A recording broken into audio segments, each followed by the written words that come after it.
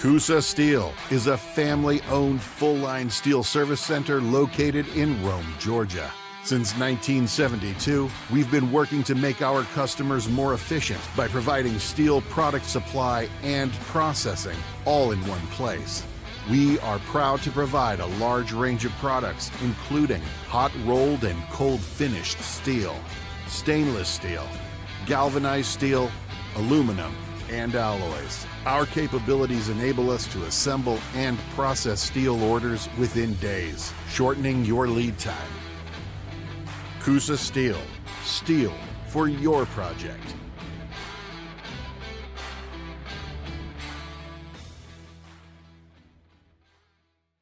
Shop for your next car, truck, or SUV at Riverside Auto Group. Check out riversideautogroup.com today to browse their selection or visit with them in person at Riverside Chevrolet GMC in Rome, Riverside Toyota in Rome, and the all-new Riverside GMC Cadillac in Cartersville. Locally owned and operated by the Welburn family since 1974. That's Riverside Auto Group. Visit riversideautogroup.com.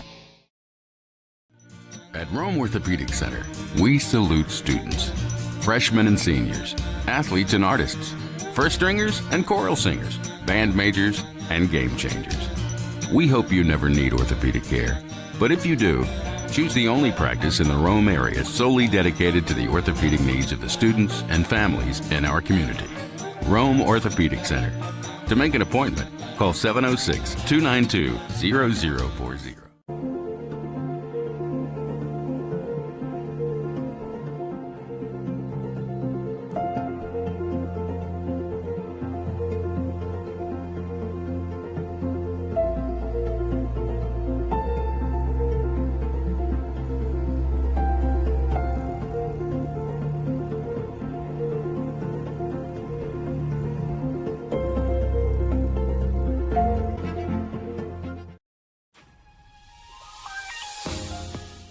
The deadline for 2026 to 2027 priority application and financial aid is February 15th. Schedule your private campus tour at www.darlingtonschool.org/visit or by emailing admission@darlingtonschool.org.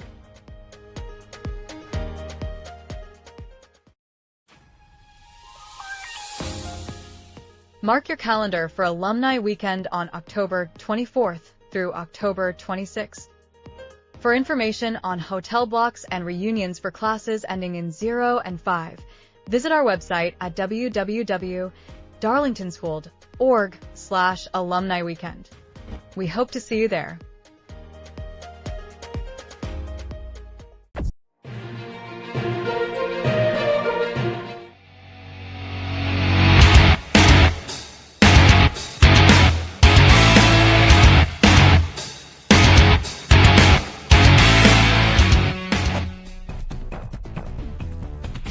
It's time for the Coach Groves Show, where we sit down with the head coach of the Darlington Tigers football team and talk about all things Darlington School football. Now we go live to Matt Davis and Ian Griffin, who are standing by with Coach Wayne Groves.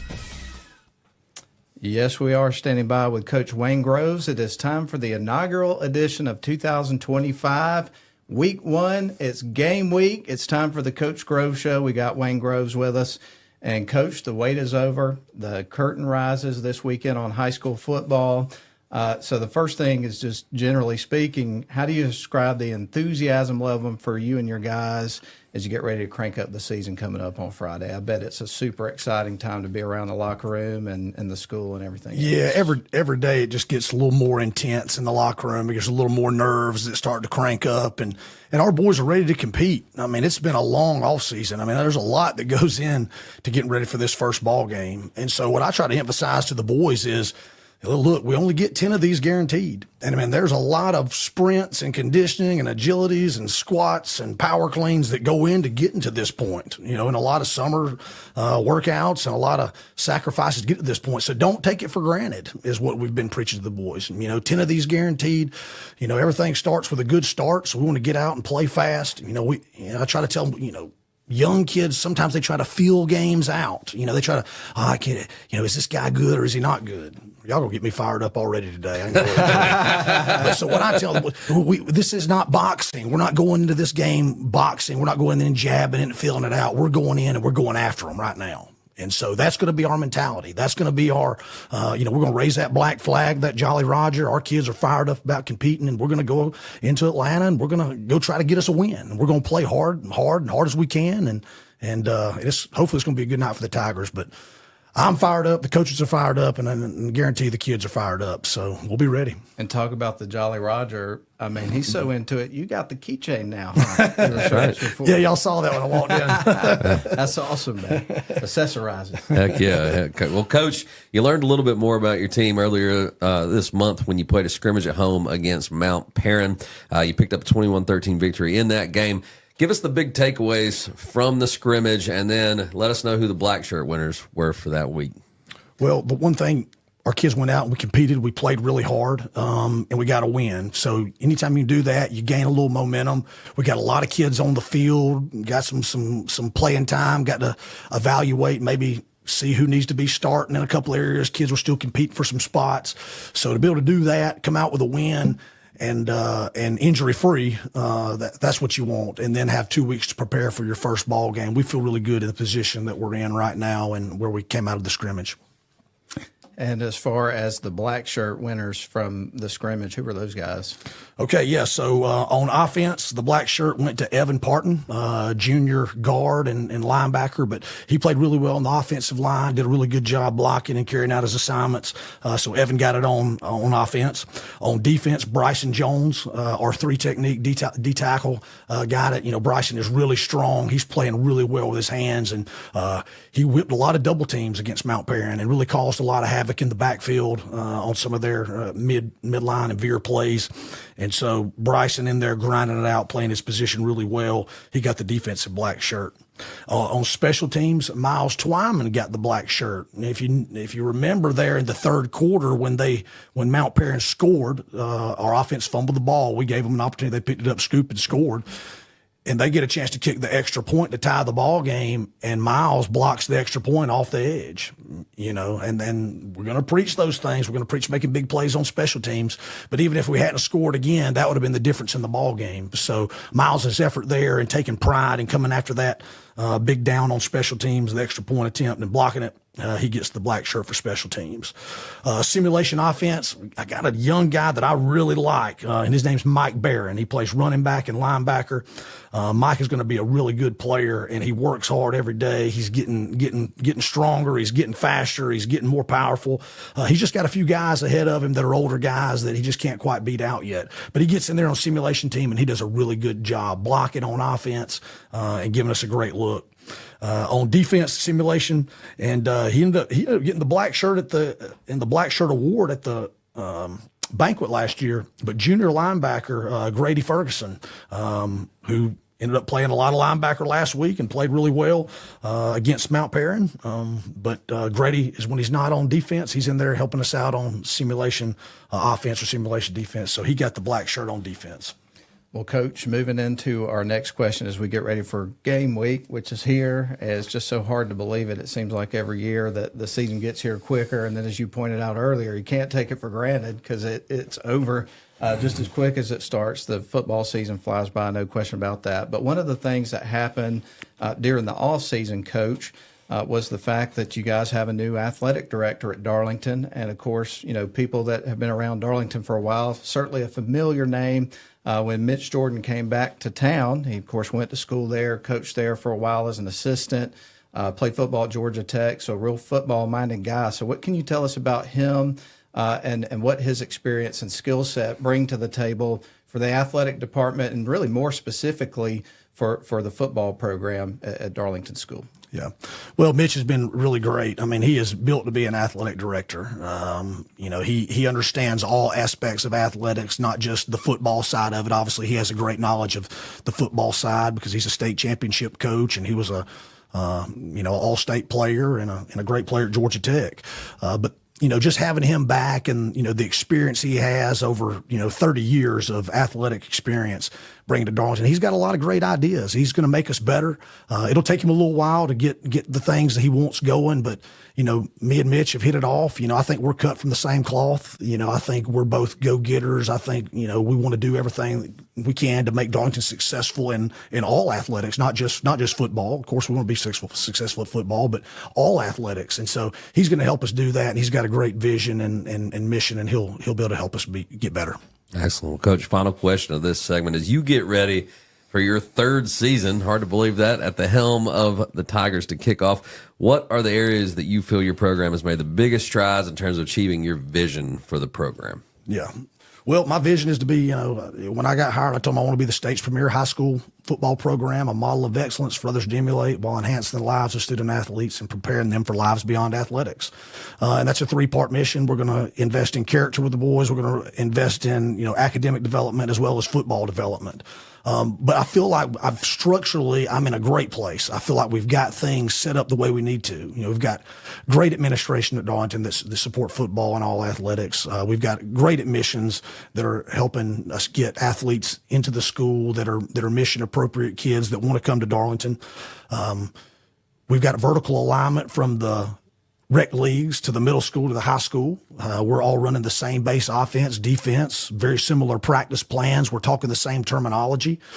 Strength conditioning, we're vertically aligned from third grade all the way up, making sure our kids are developing and getting stronger, more agile, quicker, more explosive, all those things.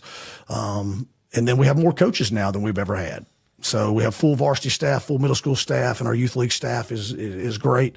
And so I feel like we're in a good position now. We just need to keep working the plan. Hopefully we'll attract some more kids that want to come to Darlington and be a part of us, and get more kids out there participating in football. So I feel like we're in a really good place, and now we just got to keep working and keep getting better and keep improving. Well, this is a good place, as Ian just pointed out, to go ahead and take our first break of the show. So we're going to do that. When we come back, we're going to dive into some more topics. We're talking all things Darlington football, because guess what? The season starts this week with a big matchup on the road at Mount Vernon against the Mustangs in Atlanta, Georgia. It's all happening. So we'll go ahead and take a break. We'll come back. We'll be back with Coach Groves after a quick break.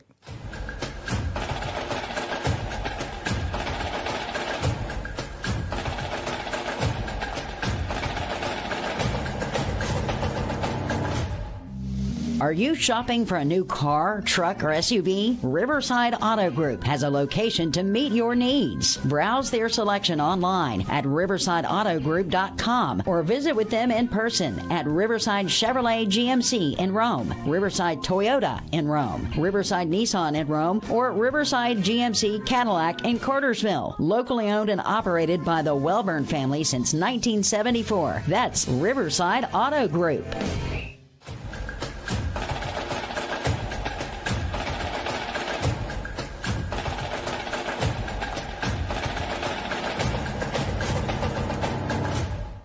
Well, hello, everyone, and welcome back to the Coach Groves Show. We're going to jump back into our conversation with Coach Groves, and we're going to spend the first part of this segment talking about your coaching staff. You put together a heck of a staff. Tell us about the guys that make up this 2025 crew.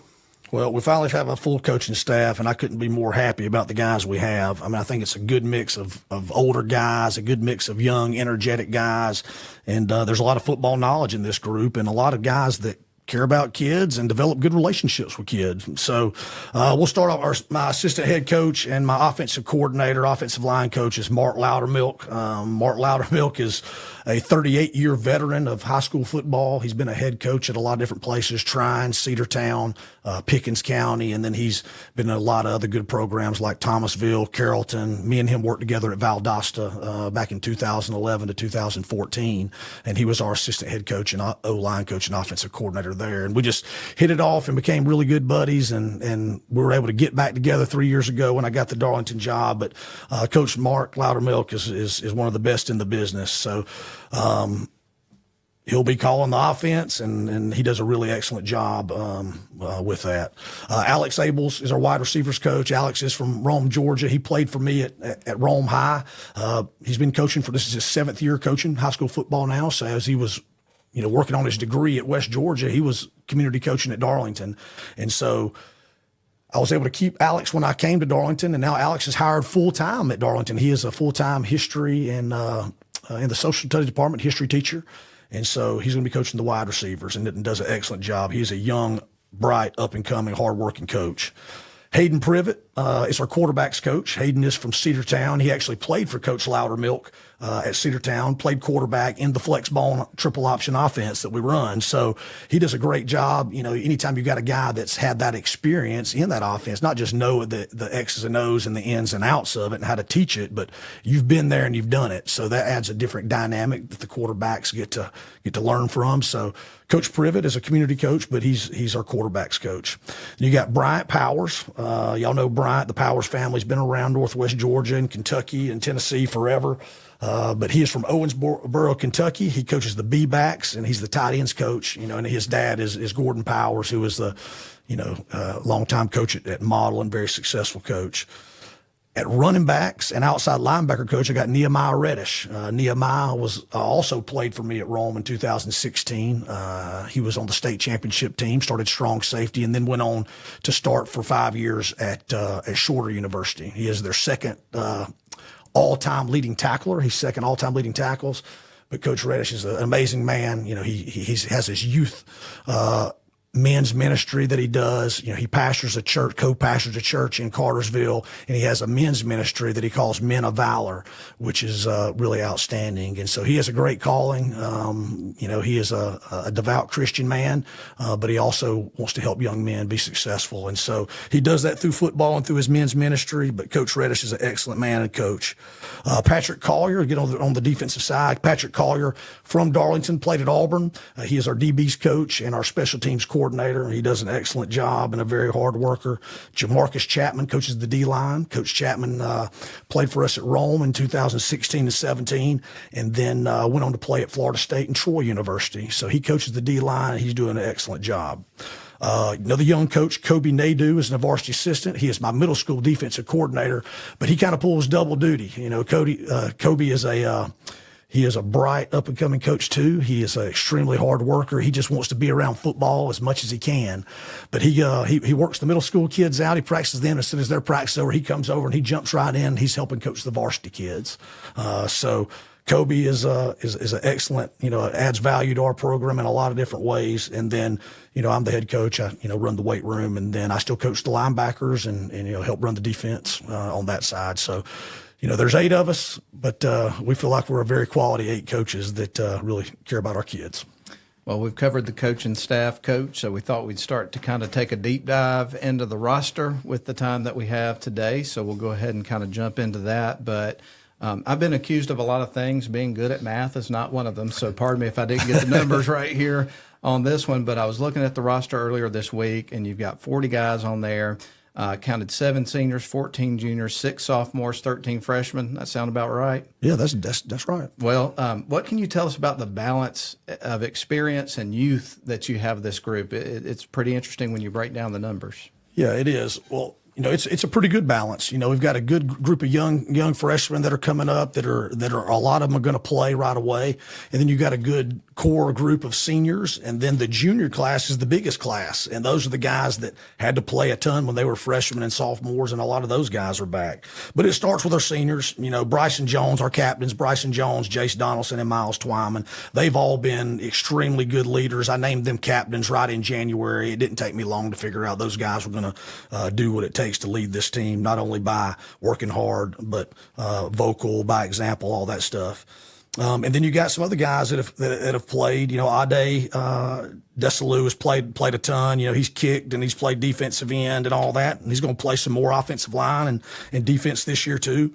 I got Wyatt Swampwood out there. He's a huge Florida Gators fan. I know we talked about Swamp before the show, but Swamp is a good senior. He's going to contribute a ton on the offensive defensive line. I got Crawford Pettit out, number 44. He hasn't played football since middle school, but he's playing some B-back. He had probably about a 40-yard run against Mount Vernon, which just kind of shows his power and speed that he can offer. But he also plays linebacker.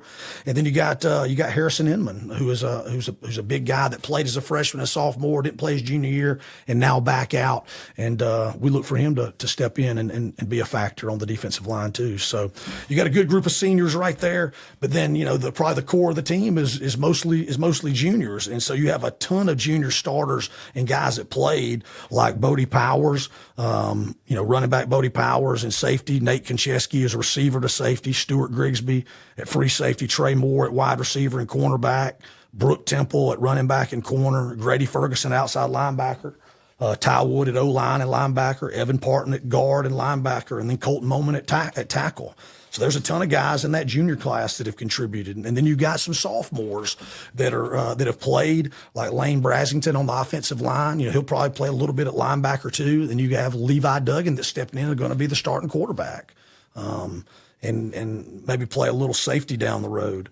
And then you got 5 freshmen that are all going to play. Whether they're going to start or they're going to roll in and get significant playing time. But you got guys like Mitchell Ralton, who's going to play defensive end, Matthias Selly, who's going to play, he can kick, he's going to kick, he can play running back, he can play linebacker. You got Jayton Mazo, who can play defensive end. You got J.B. Ragland, who's a linebacker, running back. And then you got Sawyer Sorrells and Nikki Bruce that can play on the D-line. So, we kind of developed some depth there at some spots. We really don't have true, 2 and 3 depth, but, we've got some serviceable backups that can roll in there and keep us fresh, and hopefully we can stay healthy into the fourth quarter. Well, Coach, you identified some of your senior leaders during that last question, but you have a group of returning players that have been key standouts over the past few seasons. Tell us more about some of the leaders you've identified, and then how have they contributed to bringing up these young players, getting them ready to take the field, when the lights are shining bright on Friday nights? Yeah. So, I told you I named Bryson, Miles, and Jace captains really quick. And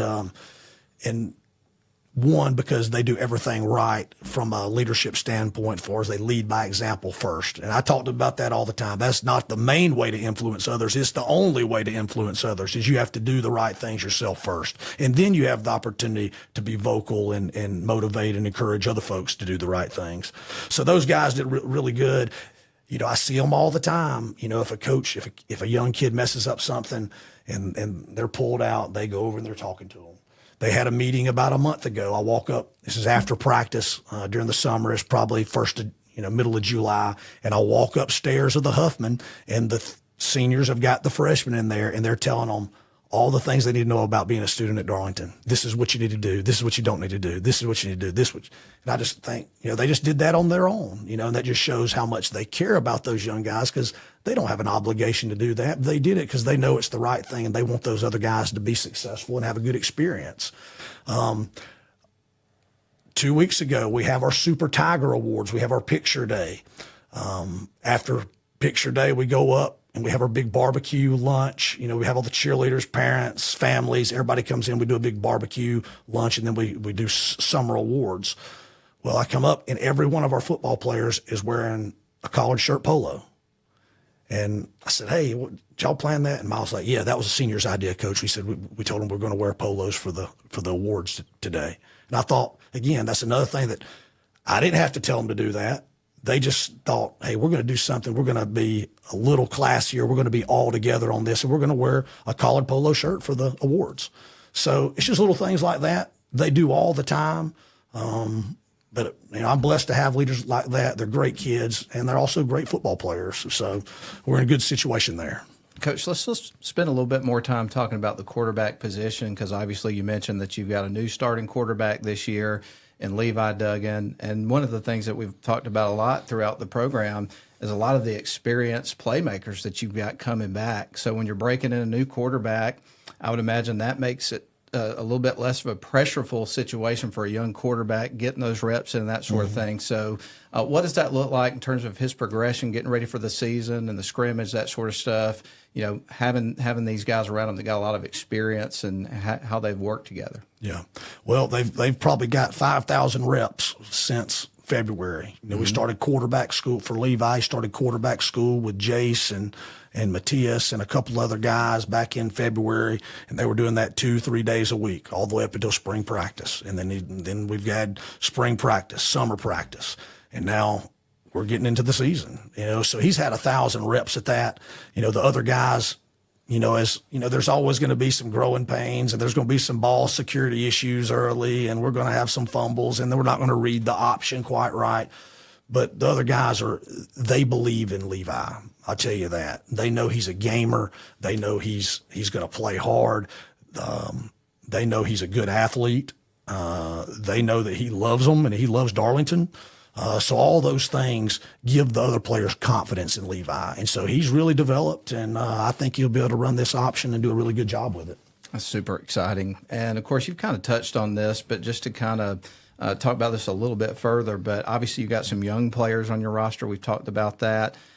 Who are some guys that just pop off the top of your head that you think are just going to make an immediate impact with this team? Yeah, well, a lot of the guys that you maybe haven't heard of, Levi, obviously, of course, is going to be the starting quarterback as a sophomore, consider that a young guy. And then those freshmen we talked about, guys like Sawyer Sorrells, freshman, O-line, D-line, Matthias, linebacker, running back, J.B. Ragland, linebacker, running back, Mitchell Rawton, D-line, tight end, receiver, Jayton Mazo, DN. All those guys are gonna be significant snaps and going to play, a lot of ball for us. Exciting stuff, man. We've talked about the roster. One more thing to do when we come back out of our last break. We're going to talk about the opponent. First up is going to be the Mount Vernon Mustangs. Really good program there, so it'll be a tough test at the beginning of the season for both teams. Excited about that. So we're going to take a break and come back and dive in and talk about that a little bit. We'll be right back. This is the Coach Grove Show on the WLAQ YouTube channel and Facebook Live. And we're glad that you're with us today as we continue to talk about some Tigers football on game week, week 1. We'll be back.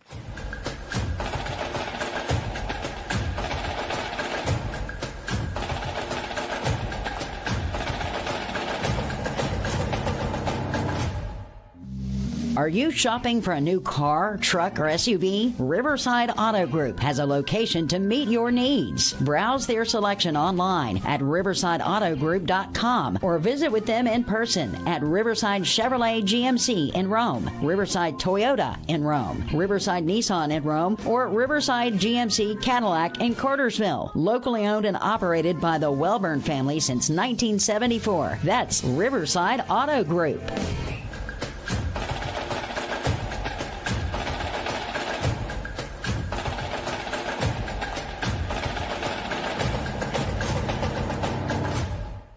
And we've got one more segment left here of the Coach Grove Show, week 1, with Coach Wayne Groves, head coach of the Darlington Tigers, with us. And, Coach, we'll just kind of go ahead and jump back in here. And we're going to talk about the opponent. First up, a road trip to Atlanta. You're going to be taking on the Mount Vernon Mustangs. That's the team you guys opened up the season with at home this past year. So tell us about your initial impressions of the 2025 version of the Mustangs when you started preparing for this matchup, getting ready for the season.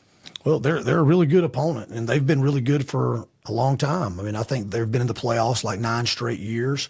They've got a good head coach, good staff, and they've got some good players. You'll see. I mean, got some big linemen and some good skill guys.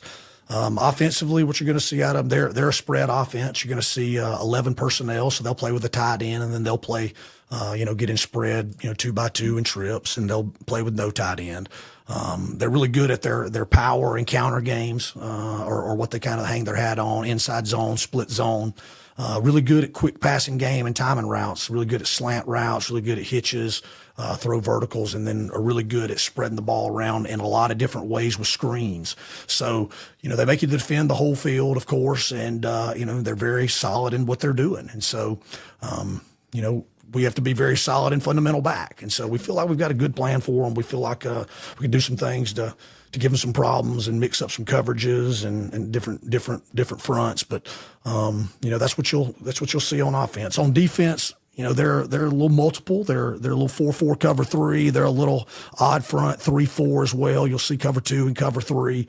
But they'll declare their hand pretty quickly on what we're doing. I mean, that you have to show. You have to show how you're going to play this option, all 3 phases, real quick. So we'll get an idea of that. But they'll be a good opponent. They're a playoff team, and obviously they beat us last year. They got the better of us last year. Close game to the fourth quarter within a touchdown, and then that 103-degree weather was definitely a factor last year. So hopefully it won't be 103 this year. Hopefully it'll be a little better weather for the Tigers, and good opponent. I was going to say something about the weather, but then I realized, I probably shouldn't, because we were sitting in the air conditioning press box. So, what can I Not really this say? year. We're in the elements. This year. We're going to be outside. Yeah, absolutely. Well, Coach, you broke down a lot of the names to watch for the Tigers. Let's talk about this Mustangs roster. Who are the players that jump out at you when you take the film in? All right, probably the guy that they kind of hang their hat on offense run game wise is number 9, running back Harrison Mills. He's a senior. He's 5'10", 165 pounds. He's a hard runner, not extremely fast, but he's a really hard runner between the tackles.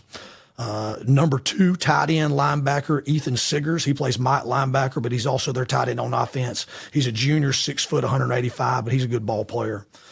Number 7, their quarterback, Noah Dungan. He's a freshman. He's a transfer from North Paulding. So I've kind of known about him for a little bit just because I used to be at North Paulding, and I usually keep up with them in middle school and high school. But he's a pretty good little player, and they're really high on him. They think he can be a future maybe 3 or 4 star quarterback. So we'll see. Number 0 is probably their best athlete, number 0, wide receiver. He also plays safety, Keon Cleland. He is very quick, junior receiver, 5'10", 165 pounds. He is a weapon on offense and a great route runner. And then 2 linemen that'll stand out, and they're both starters on the O-line and D-line. Number 59, he's the left tackle, Will Shue. He is a junior. He is 6'1", 280 pounds. And then you got number 61. He is a left guard, and also starts on the D-line, Graham Schwab. He is a junior. He is 6 foot. He is 265 pounds. Well, this is the Coach Grove Show, and this question, I guess, is a little bit different because, typically the game times are pretty typical. It'll be about 7:30, and then there you go. Last year it was unusual because you had the weather situation, got delayed to the next day. You talked about playing in the hot afternoon sun on a Saturday after everything shook out. But this year, the kickoff time is at 4:30. So I know when fans looked at the schedule to try to make their plans and that kind of stuff, they were like, is this right? And it is correct. So what's the reason behind a 4:30 kickoff for this game, Coach? Well, Mount Vernon doesn't have lights at their stadium. That'll do it. So, and I don't know, I think they think it's a huge advantage for them not have lights, because it definitely puts your opponent, when you come in there, you're at a different scenario, a different circumstance than you've ever been before.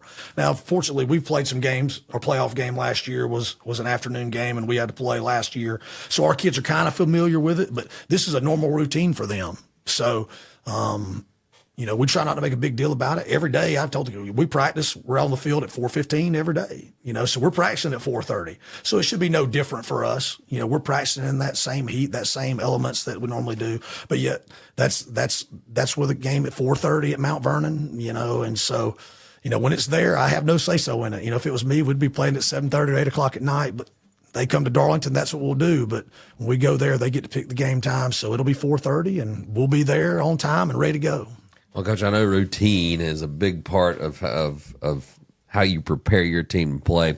You're headed on the road to start the season. We talked about it being a weird time to start, but you also have to make the trip down there. Talk to us about the keys to having your guys ready to play on the road, and what you'll consider a successful road trip to start the season. Yeah, so routine is key. We want to be as normal as possible. The kids they'll come in at 9:30 a.m. And then we'll start our normal routine. We'll do a little bit of weightlifting. We'll do some light weightlifting, kind of get them moving, get them going, wake them up. Then we'll do our equipment pass out. We'll pack our bags, and then we'll do position meetings. Then we'll do our offensive, defensive walkthroughs. We'll do special teams meetings. We'll do special teams walkthroughs. Eat lunch at 11:55, and then we're on the bus at 12:30, and we're heading to Mount Vernon. We'll arrive at 2:30, and then we're in our pregame routine. Starting at 3:20, we'll be on the field and warming up, and kick off at 4:30, ready to roll.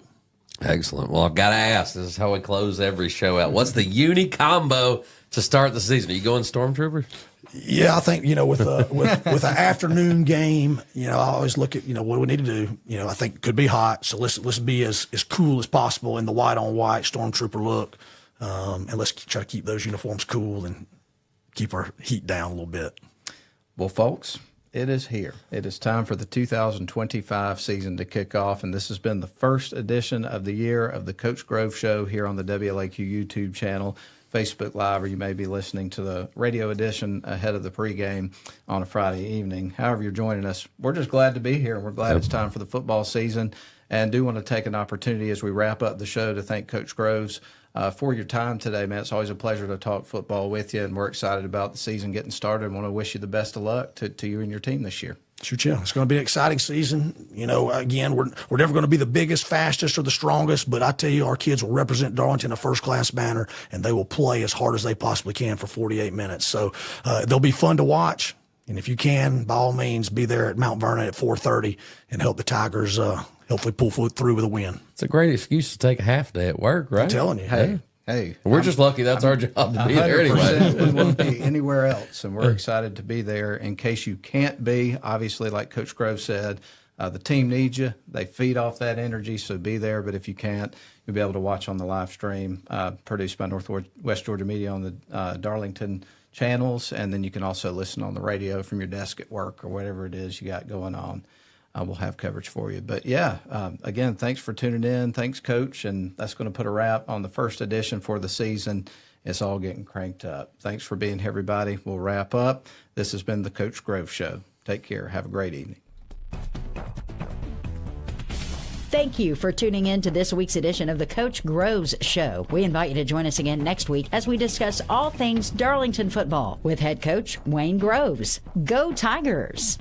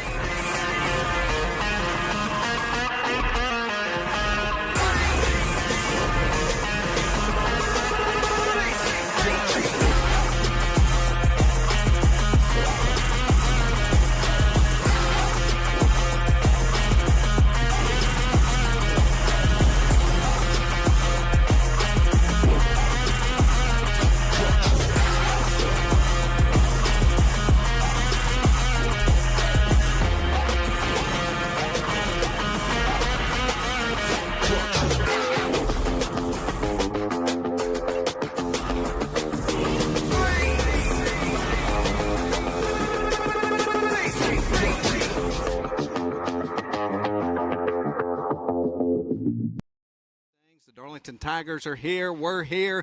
We're getting ready to do the thing. It's hard to believe it in, but the high school football season, more specifically the Darlington Tigers 2025 campaign, is getting ready to kick off, and we're excited, to say the least. Indeed. In less than 10 minutes, toe will meet leather, and we will get this season underway. Yes, sir. Well, let's talk a little bit about the matchup we've got for you today. This series history is pretty short. The Mustangs lead the series 1-0 after picking up a 46-27 victory over the Tigers at Chris Hunter Stadium last year. It was a wild start to the season, and that game, because of the game time, is originally scheduled to be a Friday evening game, everything normal, but the weather forecast would have other plans. It got postponed because of bad weather. We were there until about 10:30 at night before they eventually called the game and then hit the reset button, played it as a Saturday afternoon game in 100-degree weather, which prepared them for today, because as we edge towards kickoff time, it is partly cloudy. It's really pretty sunny out here, and Ian, it's about 92 degrees. Not much of a breeze at this moment. It is hot out here. It is hot. It is 92 degrees, probably feels closer to 100. It is an oven here at Mount Vernon, but a beautiful day. And, you know, it's an early kick, so the heat is going to be a big part of this. And these boys have been practicing it. They're ready to go. Absolutely, and we are too. We've got a lot coming up here left on your pregame. We're going to take a break. When we come back, we're going to run down the coaching matchup, Wayne Groves, and then also Terrence Edwards for the Mustangs here. We're also going to talk about some key players a little bit later on in the pregame. We're going to have the coin toss results, and then also, you know, everything we need to give you to get ready for the kickoff of this game. Toe meets leather in less than 10 minutes. So let's get to it. We're going to take a break. We'll be back in 2.5 minutes. And again, we'll talk about the coaching matchups and some key players. We'll be right back.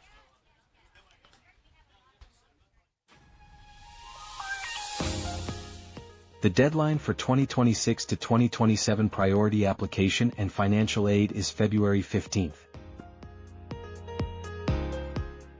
Schedule your private campus tour at www.darlingtonschool.org/visit or by emailing admission@darlingtonschool.org. Shop for your next car, truck, or SUV at Riverside Auto Group. Check out riversideautogroup.com today to browse their selection or visit with them in person at Riverside Chevrolet GMC in Rome, Riverside Toyota in Rome, and the all-new Riverside GMC Cadillac in Cartersville. Locally owned and operated by the Welburn family since 1974. That's Riverside Auto Group. Visit riversideautogroup.com. At Rome Orthopedic Center, we salute students, freshmen and seniors, athletes and artists, first stringers and choral singers, band majors and game changers. We hope you never need orthopedic care, but if you do, choose the only practice in the Rome area solely dedicated to the orthopedic needs of the students and families in our community. Rome Orthopedic Center. To make an appointment, call 706-292-0040. At Northwest Georgia Media, we're all about capturing the moments that matter to you. From sports to arts, from concerts to business events, we're equipped to share what's happening in your world, live and in high definition. We leverage cutting-edge technology and a knowledgeable crew to see that your most unforgettable events remain just that, unforgettable. Northwest Georgia Media, where the world is your audience. Mark your calendar for Alumni Weekend on October 24th through October 26th. For information on hotel blocks and reunions for classes ending in 0 and 5, visit our website at www.darlingtonschool.org/alumni weekend. We hope to see you there.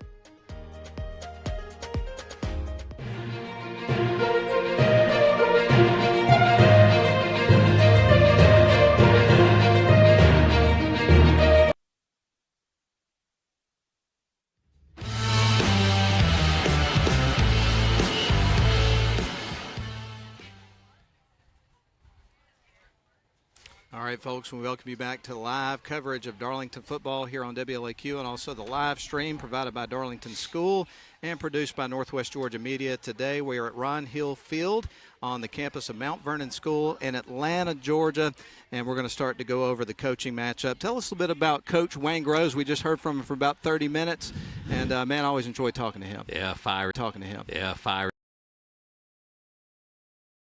program. This is his third season at the helm. Last year they were 5-6 with a playoff appearance. He's the former defensive coordinator for John Reed over at Rome. 3 times during his tenure, Grovers led the #1 defense in the state. Prior to his work there, he was D coordinator in another powerhouse program, Valdosta, the Wildcats, where his 2014 defensive unit was ranked #1 in points allowed.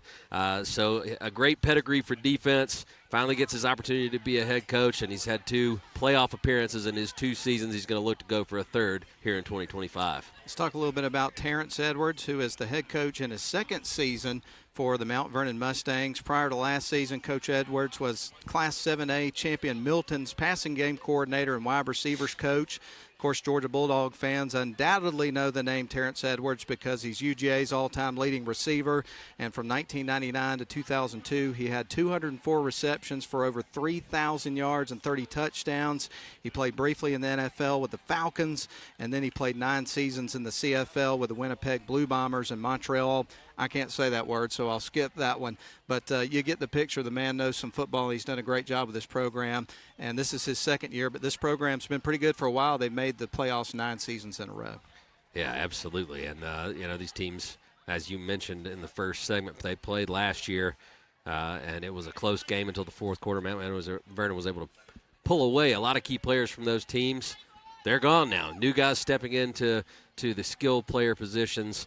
And it's going to be interesting to see how that plays out. I know we're going to go over key players, but do you want to give us the captains real quick? You got it, man. For your Darlington Tigers, you're going to have number 6, Jace Donaldson, also number 55, Bryson Jones, and then rounding out the captains today for your Darlington Tigers, you're going to have number 12, Miles Twyman. Meanwhile, for the home team, the Mount Vernon Mustangs, you'll have number 6. That's going to be Rigby Anderson, number 18, and that is Dustin Kittle.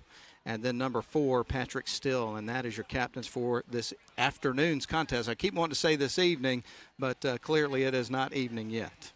Indeed, it is not.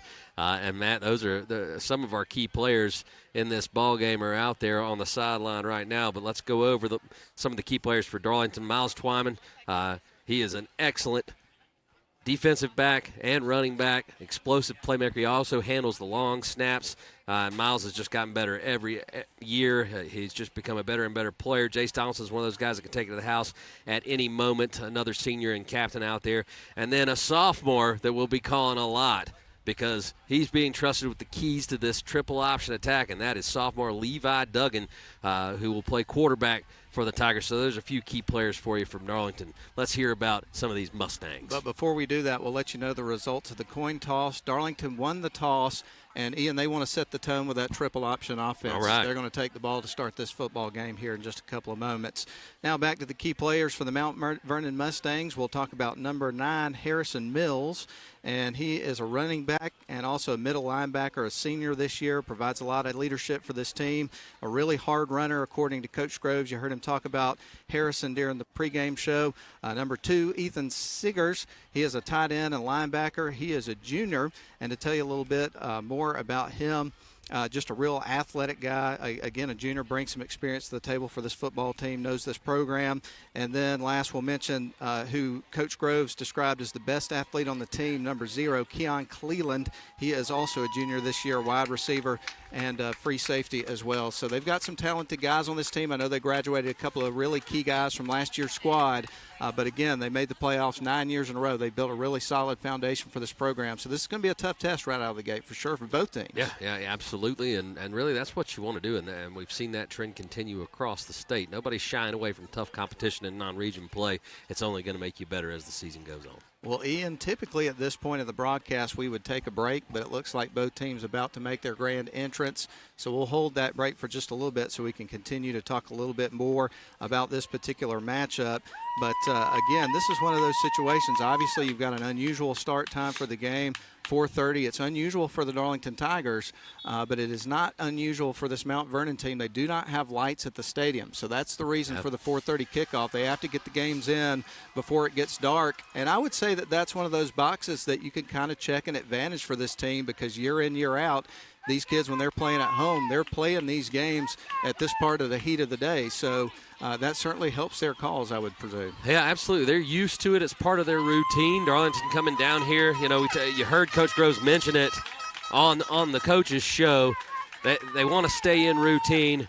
But on the way down here, there was some bad traffic. But he also mentioned, we practice in this heat every time around this time every day. So these boys they're going to be ready. It's going to be a factor, no doubt about it, especially when you got guys playing both ways. Tigers have the smaller roster, but this is where that strength and conditioning in the offseason pays dividends.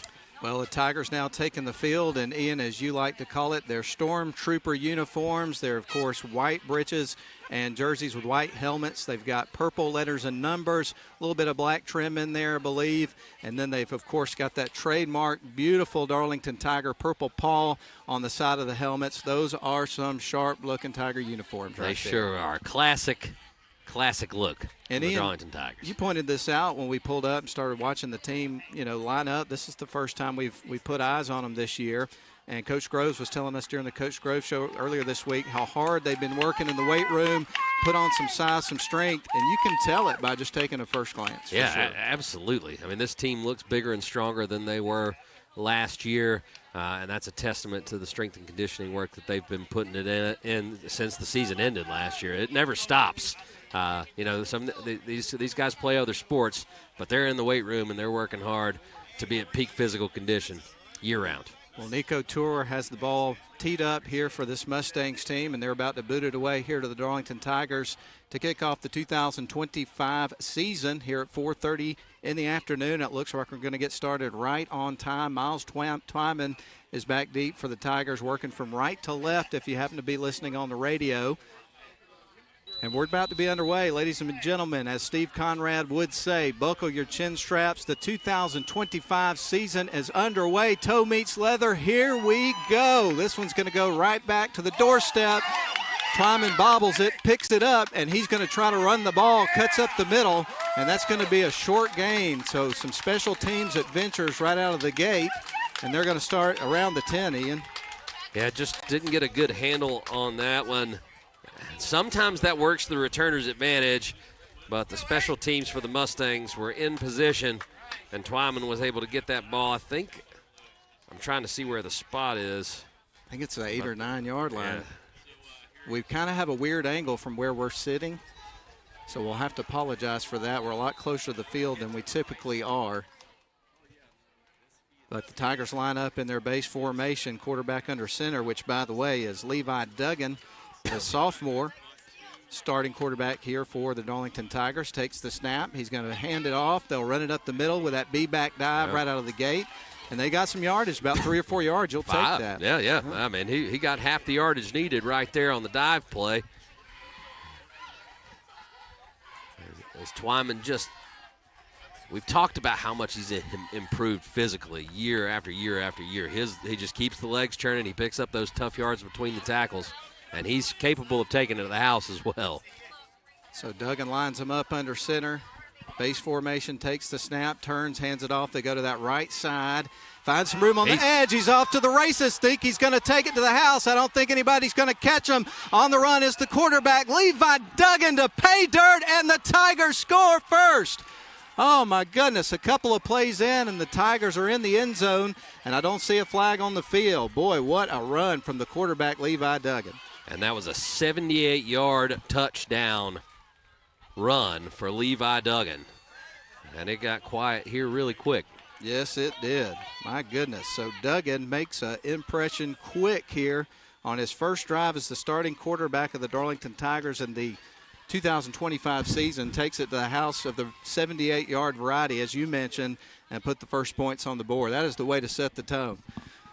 Tigers go back to the line of scrimmage. We got a tent in our way, so can't really see what's going on. Here comes the extra point, and that one looks to be down Broadway, and that one is through, and I believe that was Ade. That was Matthias Sell. Matthias Sell, thank you very much. With the extra point, we've got a tent, a medicine tent right in front of us, and we're sitting almost field level, so I couldn't see who the kicker was. Quick strike from Darlington. One play. They go with the dive to Miles Twyman. He picks up 5 yards. The next time, Duggan makes the read, pulls the ball, keeps it, and he put on the afterburners. I mean, he outrun everyone. An impressive read by the sophomore quarterback here in his first start for the Darlington Tigers. Indeed. So the Darlington Tigers strike first. We've played 1 minute. We got one score. Tigers 7, Mustang 0. My goodness, the Darlington Tigers win the toss. They elect to receive, and they score on the second play from scrimmage of the ball game. Wow, what a start. Yeah, you can't ask for a better start. You come on the road. You elect to take the ball. You win the toss. You confidently put your offense on the field, and then you're able to strike quickly and get out ahead of your opponent on the road. So the Tigers will tee it up and get ready to kick it off here to the Mustangs. They'll get ready for their first offensive possession. Papers flying everywhere. It looks like Ade Desalu will handle the kickoff duties here. So the ball teed up at the 40. Tigers are kicking from right to left to the Mustang. Here goes the kick. That one's going to drop in, will be fielded, gets behind the returner. He picks it up, now cuts up towards the middle of the field, now towards the inside. Boy, he is fast, and he stays up. Hard runner 2, gets across to about the 35-yard line before they bring him down. That was number 11, Tarian Rollins. What a return. He has some afterburners. And again, I mentioned it, Twyman had a little hard time handling the ball on his return. Sometimes that works out to the returner's advantage. That time Darlington was down there. They over-pursued a little bit. And then you saw Tarian Rollins just make some nifty moves and show his quickness and vertical speed. And he's lining up out at wide receiver. He'll be a player to watch. All right, so Mount Vernon brings their offense out onto the field. Their starting quarterback is Noah Dungan. That's not confusing at all, is it? There's the snap. He drops back. Freshman quarterback puts some air under it on the first play, and it's almost intercepted. It is intercepted. Miles Twyman got underneath it, had a beat on the wide receiver, cradled it, and comes up with the interception. So a turnover on the first play for Mount Vernon. Way to go, Miles. Yeah, absolutely. And they went right there back to Rollins, the return man, took a deep shot, pump fake, and Dungan fired downfield, but Twyman was with him step for step. That's a senior who didn't bite on the play fake, stayed with his guy step by step, and then made a heck of a play on the ball, a diving interception, and the Tigers have got the early momentum. So the Tigers are going to take over on their side of the field, but close to the 33-yard line as they go back to the line of scrimmage on this very, very hot day, but the Darlington Tigers have come out red hot. Let's see if they can keep it going here. So the Tigers go to the line of scrimmage. Starting quarterback, Levi Duggan, scored on the second play from scrimmage. His first carry of the game, 78 yards on their first drive. Duggan under center, takes the snap, going to run it off to the right side. He's got some room to run. Streaking down the sidelines is Miles Twyman, and he is going to trot right into the end zone untouched. Nobody got even close, and the Darlington Tigers are going to score on another big play here. 67-yard touchdown there for Twyman on the first play from scrimmage, and they are shell-shocked here at Mount Vernon. Darlington has run 3 plays, scored 2 touchdowns. They've forced a turnover earlier. And yet, Coach Groves said to us when he was walking out of the studio today, if we go out there and win the hitting game in the turnover battle and control the ball, we're going to have a chance to come away with a win on the road. He couldn't have asked for a better start than he's gotten. Here's Sell with the extra point attempt, and that was going to be right through. Right. 2 in a row for him, and the score is 14-0. How about that? That's a true freshman there who will be handling the extra point duties. And I know he's been kicking for quite some time. He was a standout player at linebacker, running back, playing a little quarterback too. He's one of the guys that may take snaps if needed. But right now, this Darlington Tigers team looks like a well-oiled machine. Truly they do. Boy, afternoon football here. The Darlington Tigers playing on the road in Atlanta, making a statement early in this game. Have run 3 plays from scrimmage and scored 2 touchdowns out of those 3 plays. And again, a 78-yard run from the quarterback, Levi Duggan, and then a 67-yard play from Miles Twyman, both run plays. And, there's some quickness and some speed on this team, man. And running room. And that's one of the things we talked with Coach Groves a lot about, the development up front and how much better he felt this season than last season. That's not a knock on the guys that were on the team last year. This is the second year that they've been in this triple option system, and they're getting some push up front. There were some massive holes for both Duggan and Twyman to run through. They took advantage of it, took it to the house. Now the Tigers need to keep their foot on the gas, keep playing hard, and protect this lead. Desaluta booted away here for the Darlington Tigers as Mount Vernon trying to get something going here. Here's the kick. That one's going to drop in. Same return man going to bring it out this time, number 11. There's a whistle right there. They called automatic touchback because he fielded it in the end zone. So Desaluta did a great job getting that one across the goal line.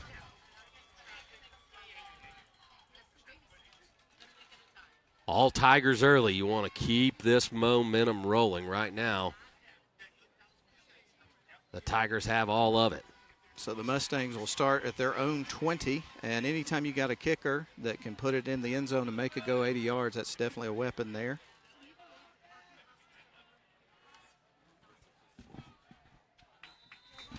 So the Mustangs back to the line of scrimmage. Noah Dungan, the quarterback, freshman, is going to line them up in a shotgun. They like to spread you out with this offense. We got a timeout. Yeah, Coach Grove saw something and took a timeout. All right, we're going to take a quick one as well. We'll step out for 30 seconds. You're listening to Darlington Tigers football. We'll be right back in 30.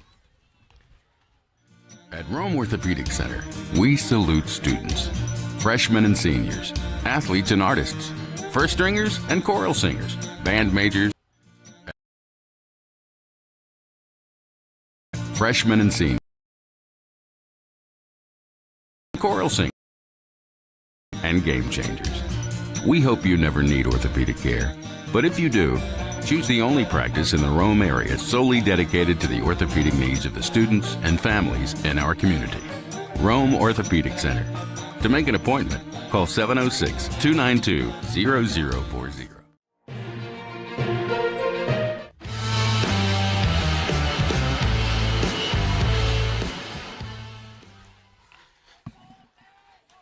Welcome back to live coverage of Darlington football. Matt Davis and Ian Griffin with you here on WLAQ and also the live stream. And we get ready for Mount Vernon to go to the line of scrimmage after Darlington took a timeout. It's 1st and 10 from the Mustangs 20. Mustangs with the ball working left to right, trailing here at home 14-0 to your Darlington Tigers. There's Dungan, takes the snap, going to hand it off, runs it to the left side of the formation, and he's going to be dropped. Pretty short gain there, maybe gained 2 yards on the play. I couldn't catch the number. Evan Parton was in on that tackle. There were a few other Tigers there, no gain. Absolutely shut down there at the line of scrimmage. So the Mustangs go back to the drawing board now with 2nd and 8 with the ball at the 22-yard line on their side of the field. Again, the Tigers have made a statement early in this game, have run 3 plays from scrimmage and have scored on 2 of them. Big plays by Miles Twyman, and before that, the quarterback, Levi Duggan. Dungan takes the snap for the Mustangs, drops back, puts a little air under it. Screen pass, connects with wide receiver Dustin Kittle. We talked about him in the pregame, and they get a first down. Yeah. Our freshman quarterback looked really good on that Yeah, just throw. a little skinny post there, and you can tell that Dungan and Kittle have a good rapport there. The timing was perfect. Ball was on the money. Kittle did a good job going and getting that with his hands, and that'll be the first down of the game for this Mustangs offense. So a 10-yard play, Dungan to Kittle. And now they go back to line of scrimmage, shotgun formation, man motions to the near side as they get ready to run the play. Dungan ready to take the snap. He is going to throw a play fake, and that one was almost intercepted, got batted down. Nice play there by the defense and the Darlington Tigers and number 11, Caleb Covington. They ran the exact same play to the far side of the field, and he was trying to hit Torian Rollins there. Ball was a little bit high. Some really good coverage there from Brooke Temple on the outside there.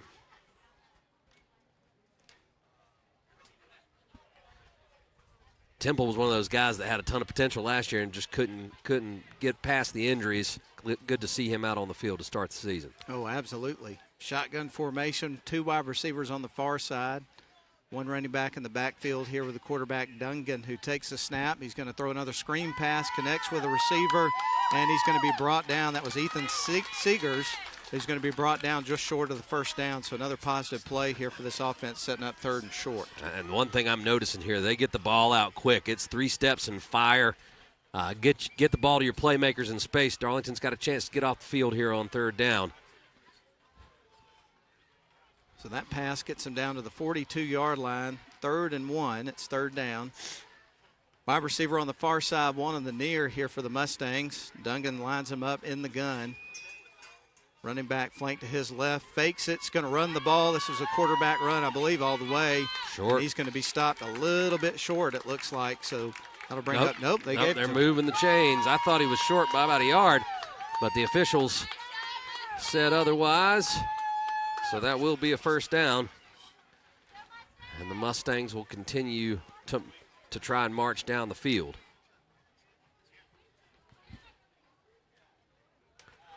Some cloud coverage coming in. We know we had a possible storm front. We'll take the clouds, just no rain, right? Oh, my goodness. Shotgun formation, trips to the near side. One of the wide receivers goes up beside the quarterback on the left, so 2 running backs in this set. Quarterback is going to hand it off. They go to the left side of the formation, and he's going to be dropped, tackle for a loss. Yeah, yep. And that, I thought the ball almost came loose there. That was a troublesome exchange. But a good job by the Darlington defense. They gave him about a yard falling forward there, but that'll set up second and long. So the Mustangs go back to line of scrimmage. Going to have most everybody in tight for this formation. Noah Dungan, the quarterback, going to send a wide receiver now wide to the right. Low snap, picks it up, going to throw a screen up the middle of the field, finds some room to run, shakes off a tackle, and he's going to be brought down right there at the end of the play. Ian coming in with Stuart Grigsby and just put the hammer on him. And it was the perfect call and perfect execution. All 4 of Darlington's linemen got way upfield. They took the bait, and Dungan was able to slip the ball in there on the screen pass. And it'll pick up a first down. They'll be at the Darlington 40. First time they've been in Darlington territory tonight. So I believe that was about a 14-yard play, unless I'm badly mistaken.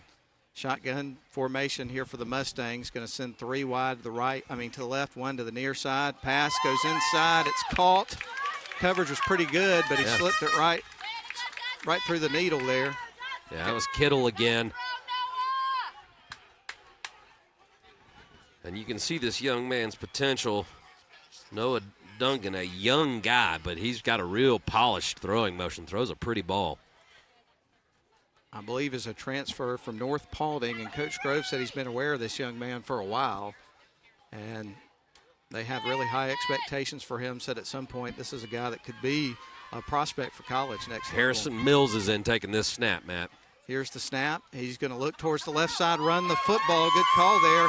Mills on the run, and he's going to be brought down inside the 20. It looks like another first down and a red zone trip here for the Mustangs, who are starting to settle in here on offense. Yeah, they are, and I'm not sure if Mills is another quarterback or if this is a wildcat scenario. I'm sure we'll find out pretty soon, but he's going to stay in at the quarterback position, it looks like.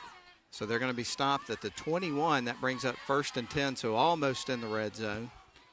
This has been a long drive, which is just what the doctor ordered after the fireworks we've seen from Darlington early in this game. Absolutely. If you're a Mustang fan, you were happy to see that.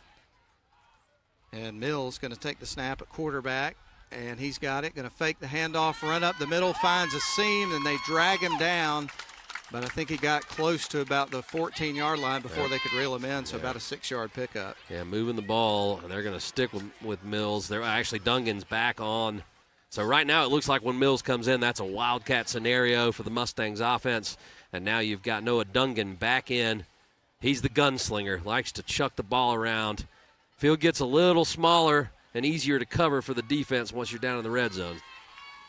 So Dungan ready to take the snap from the gun. He's got 3 wide receivers on the far side looking that way. Puts it in the air. Wide receiver screen, connects, stays up, and gets down close to about the 10, maybe 9-yard line. Yeah.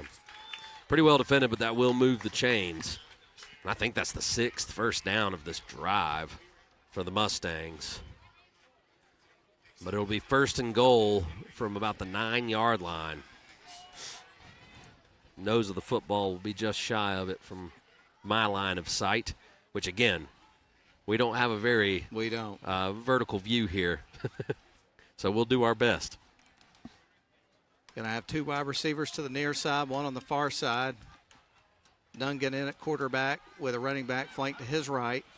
Man motions to the right. They're going to fake the handoff, goes around the other side. Ball's loose. Ball's loose on the floor, and this will be picked up by the Tigers. Another turnover, and coming up with that one was big number 55, Bryson Jones, recovering the ball for the Tigers. Wow.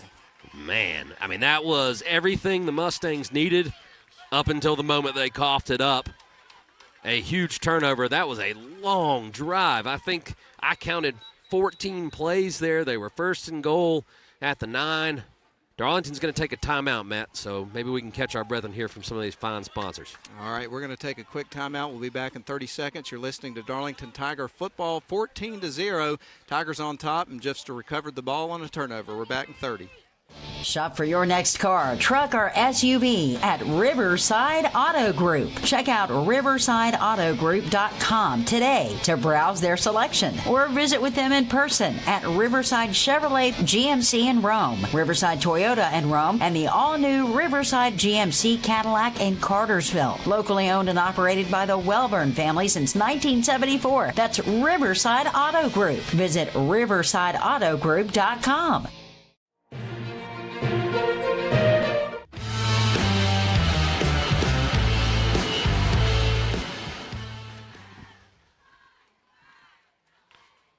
Well, just before the break, the Darlington Tigers recovered the ball at their own 9-yard line, already leading the game, Ian, with 3:38 left to go in the first quarter by a score of 14-0. The Tigers have run 3 plays from scrimmage in this game, and again, they scored on 2 of them. 78-yard run was the first score from the quarterback, Levi Duggan, and then on the second, the first play from scrimmage on their second drive, a 67-yard run from Miles Twyman. That happened with about a little less than 10 minutes left to go in the quarter, but 14-0, great start. Yeah, absolutely. 2 explosive plays for touchdowns. Now you're up in the turnover battle 2-0, but what Coach Groves is talking about his guys right now with this timeout is there's a lot of football left to play. We are still in the first quarter, 3:38 left in this quarter, in fact, so the Tigers have got to continue to keep their foot on the gas here and play mistake-free football.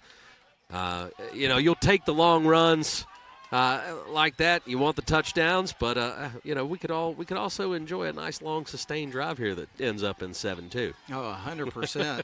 And the Tigers getting ready to come back to the line of scrimmage. The Mustangs out on the field.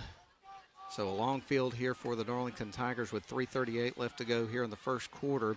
They're going to line up with a wide receiver to the near side, one on the far side.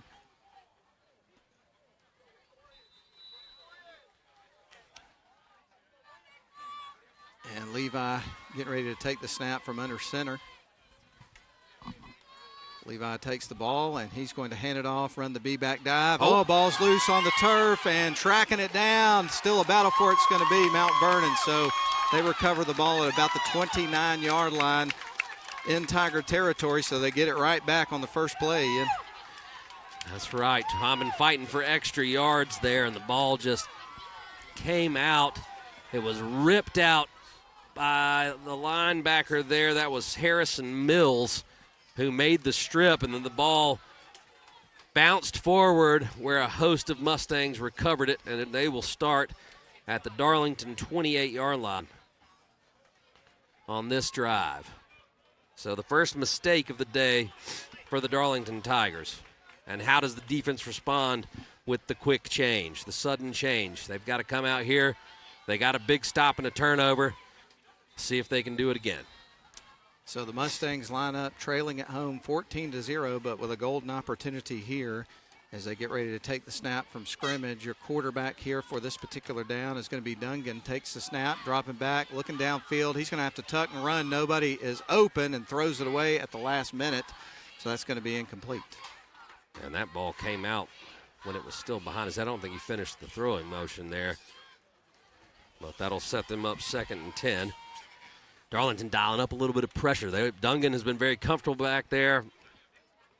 We'll see what the signal is here from the official. All right, 2nd and 10. Clock stops on the incompletion. Going to send a wide receiver to the far side, one on the near side. Now man motions out to the slot on that left side, and we get ready for Dungan to take the snap. And we're going to have a stoppage of play here, it looks like. Officials blow it dead. 9 seconds on the play clock. Some discussion between the umpires. They're talking to the coaching staff of Mount Vernon over here, and they're moving it back to the center because it was an incomplete pass. So from the right hash to the center, 2nd and 10. All right, 2 wide receivers on the far side, 1 on the near. There's the snap. Dungan puts a little wobbly pass in the air, and it's incomplete on the near side. So 2 incomplete passes to start the drive, and that's going to bring up 3rd down and 10. Big time 3rd down. This could be 4-down territory. I was watching the kickers warm up. I think they'd have to get at least inside the 20 from them to be in range. So you could see them dial up 2 plays here. Got a sweat bee flying around me. Those are no fun. Oh, yeah. But it's the right kind of weather for sweat bees because we're sweating out here. Nothing like a day-ruining sting, right, in the first quarter, right? Big 3rd down here.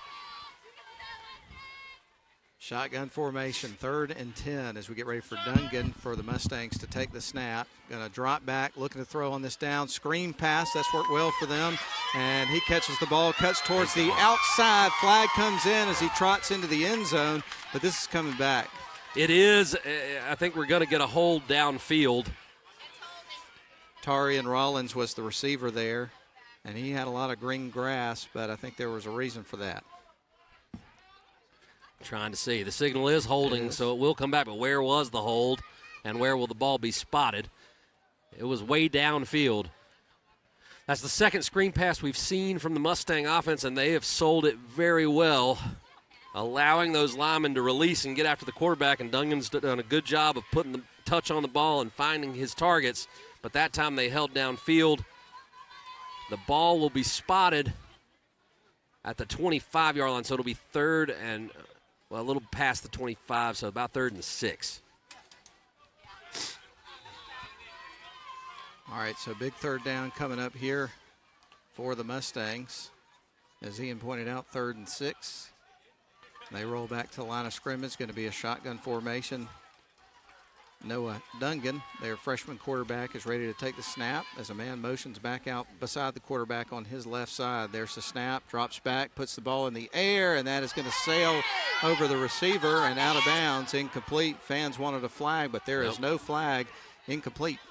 Yeah, it was Jace Donaldson on the coverage. Ball was high. I don't know if it was catchable, but I think we're in 4-down territory. Either way, it's going to be 4th down and 6. And the Mustangs offense will stay on the field. Like I said, I watched the kicker for the Mustangs. I think his range, they've got to be at the 15-yard line or so to attempt a field goal. So this should be the norm. If they're on the Darlington side of the field, it's going to be 4-down territory.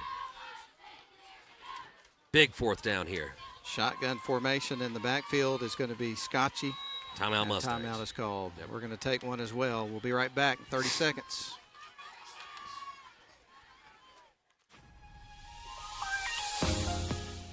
The deadline for 2026 to 2027 priority application and financial aid is February 15th. Schedule your private campus tour at www.darlingtonschool.org/visit or by emailing admission@darlingtonschool.org.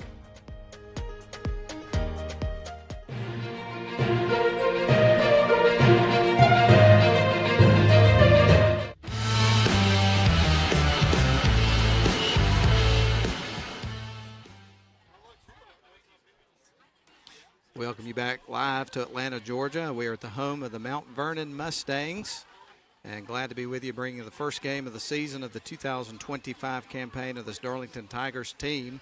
And right now they lead at 14-0 with 2:53 left to go here in the first quarter of the football game. So the Tigers off to a hot start, but as you pointed out, Ian, very good, talented football team they're facing here today. A lot of football left to go in this one. Big 4th down here. Some confusion out there for the Mustangs coming out of the timeout. Coaches are going to hate that. Not sure where they need to get lined up. Plenty of time on the play clock as Dungan gets adjusted. Going to send 3 receivers to the far side, 1 on the near for this 4th down and 6. Still some confusion, moving that running back around. He drops back, looking to throw. Screen pass, and he catches it. I think that may be a little bit short. No, he got it. Twyman was signaling maybe that he dropped it as he went down. But we are playing high school football. They will not go to the replay to check that one. They ruled it a completion on the field, and it's going to be a 4th down conversion for the Mustangs. Rollins went way up to get that one. He really did. That was a fantastic grab, no question about that. Torian Rollins is his name, a junior. And now the Mustangs have got the ball in the red zone at the 19-yard line with 1st down and 10. Going to line up with Dungan at quarterback. Going to send a wide receiver out to the right, one to the left. Going to hand it off. Running back's got some room at the middle, and he's going to get dragged down at around the 10-yard line. That was Harrison Mills, who's sort of their bell cow, hard runner up the middle. Yeah, absolutely. He's come in and run some wildcat and had some success. He was the one who got the strip fumble there when Twyman had it on the last Darlington possession. So he set this drive up with a heady play. That's a senior out there, a guy you can depend on. Mills has shown a lot of grit so far in this ball game.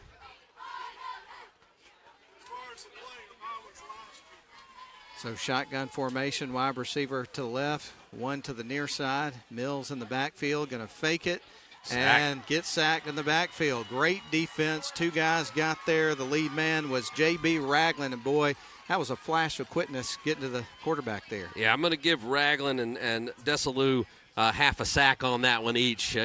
Ragland was the one who got there first, but they can share that sack. Half a sack for each. We'll see how they scored on the official scorecard, but a big play there because the Mustangs had set themselves up. Again, I think it's 4-down territory regardless, but a big 3rd down situation here for this Tigers defense, which has shown some bend, but so far they have not broken. This time Dungan is going to send 3 wide receivers to the far side. Going to have a tight end here on the near side. Mills is in the backfield with him flanked to his right. Drops back, looking to throw, looking downfield towards the end zone, and it's going to be caught. My goodness, what a grab for Torian Rollins in the end zone. And that's going to be the first touchdown of the game here for the Mustangs playing on their home field. And with an extra point, they'll cut the lead in half. And I think Twyman knocked the wind. I think he probably just knocked the wind out of him, and he's going to be okay. He's down. I thought he had a beat on the ball. He went up to high point that one, but Ragland was able to get a little bit higher, and it was a heck of a touchdown grab. Twyman still down in the end zone. Let's hope that this is just a case of how he landed and losing his wind. He's sitting up. He was really close to having his 2nd interception of the game.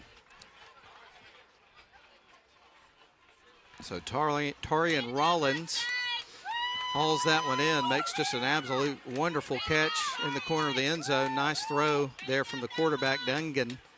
And they were able to notch their first points of the game. It's 14-6 game. Right now, Coach Groves and obviously the trainer, Donnie Brown, a few other people in the coaching staff over there have a look. Well, Twyman's such a key piece. He really, I mean, from the way I looked at it when he went up to high point the ball, he fell on his back. It could be in that position where he's just grasping for air, and let's hope that's the situation. He's up on his feet. He's walking it off. I think that's exactly what happened. Right. Getting a pat on the back there from Coach Groves as he makes his way back to the sidelines. I don't care how old you are after that. When you get the wind knocked out of you, it's tough. I mean, that's a tough situation, so you got to shake it off and wait for that wind to come back. Almost a spectacular play there from Twyman, but it went the other way, and the Mustangs finally get something positive going. They cash in off the Darlington turnover, and will have a chance to kick the extra point to cut this lead in half at 14-7. The Tigers do lead, but it felt like the Mustangs had the ball for 10 years, didn't it? Nico Tour with the extra point attempt, and that was going to be whistled dead there. So it is no good. No good. Hit the upright, the right upright, and it'll be 14-6. So Rollins, Rollins gets the touchdown, missed PAT.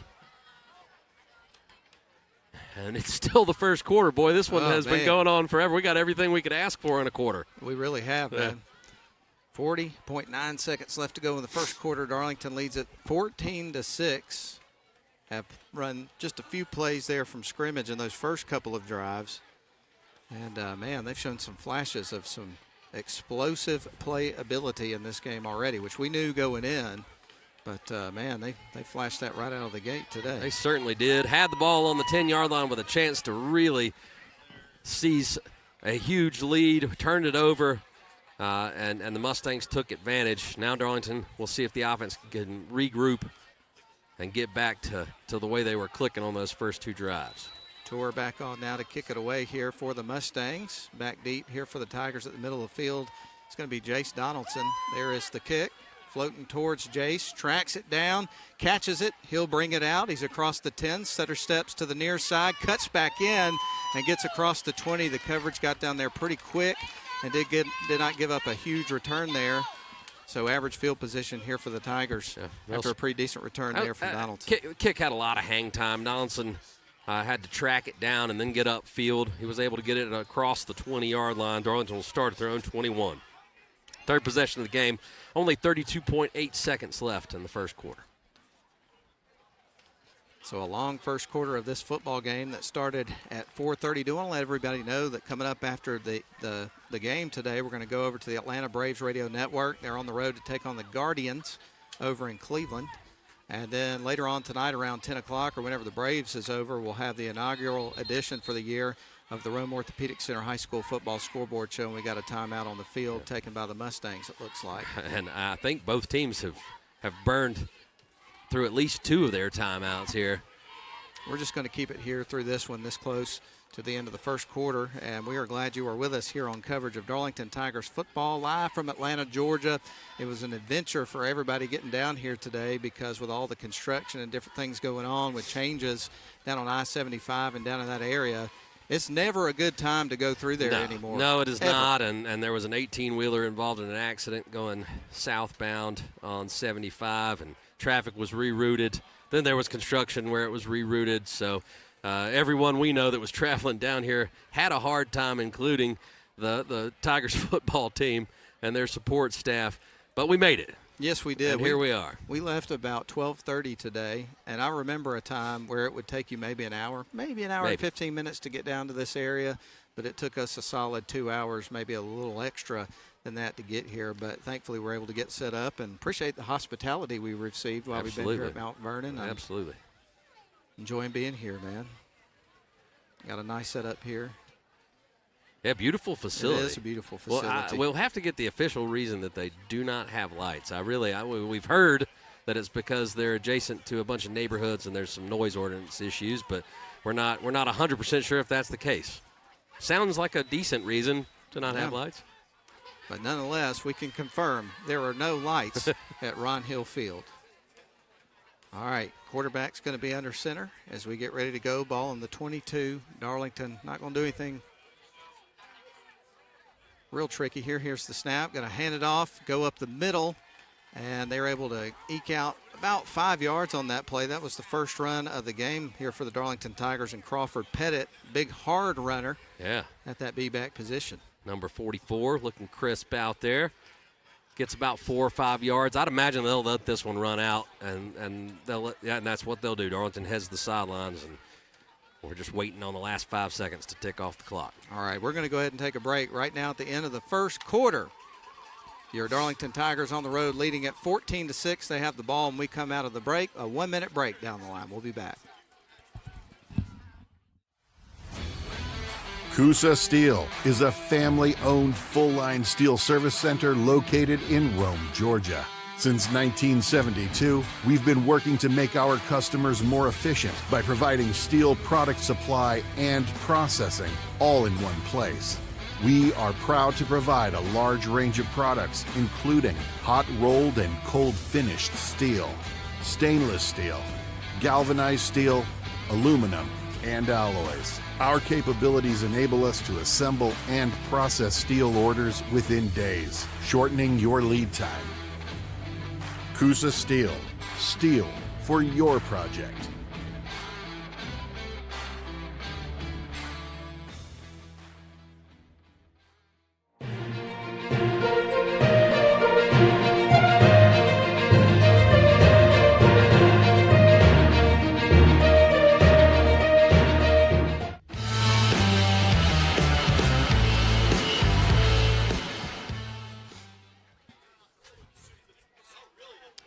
Well, one one of the things that we normally do at halftime, I know we got another quarter before we get to that point, is to give you scores courtesy of our friends at Rome Orthopedic Center. But, Ian, this is the first game today. I know there's some other situations where Corky Kell is getting played and that sort of thing, but generally speaking, for teams in our area, we're not going to have a lot to report at this point of the day. I'll try to get a score on that Cass game. I think they were supposed to kick at 5 o'clock, but other than that, we can highlight some of the area games that we covered in our This Week in Northwest Georgia football show. Tigers at the line of scrimmage with a 2nd and 6 coming up. We've swapped sides of the field, so the Tigers working from left to right. They're going to run it up towards the far side of the formation and pick up a few yards before forward progress is stopped. They're going to whistle it dead.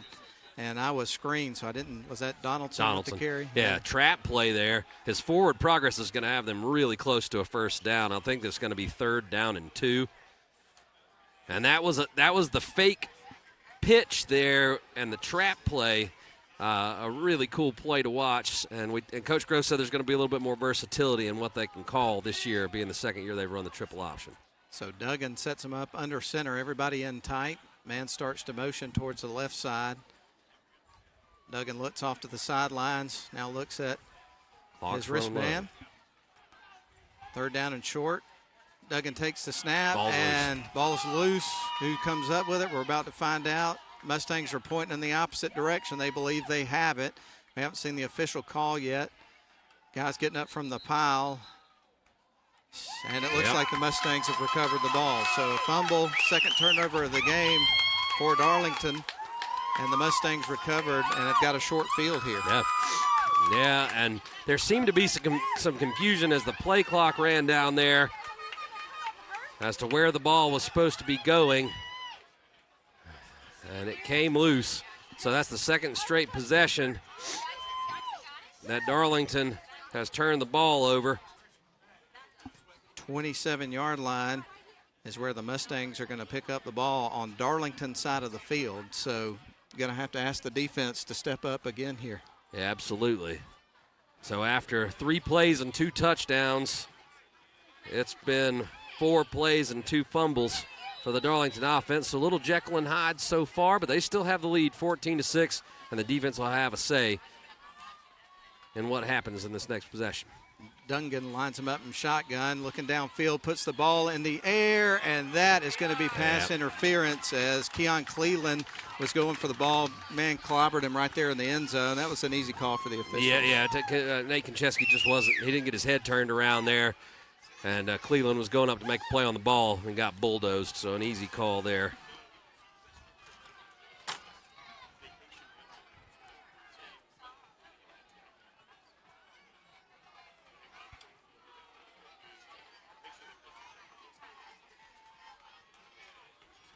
Uh-oh. Well, I'm not sure what's going on here.